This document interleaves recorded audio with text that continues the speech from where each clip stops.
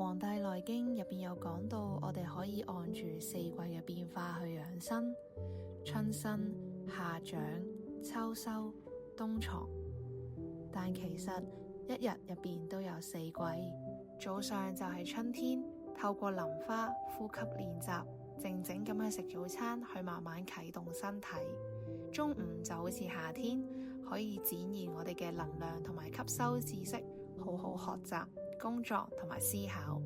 黃昏就係秋天，放低我哋嘅手機，閉目養神，或者慢慢行路，將身心慢慢收斂。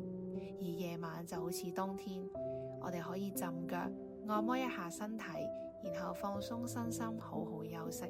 以往生活總係匆匆忙忙，有時候一整日下來，總係有講唔出嚟嘅唔舒服。而家我學懂咗順應身體嘅節奏，生活漸漸變得柔軟而有力量。原來唔使刻意安排，當你學識回應身體嘅訊息，你已經走在養生嘅路上啦。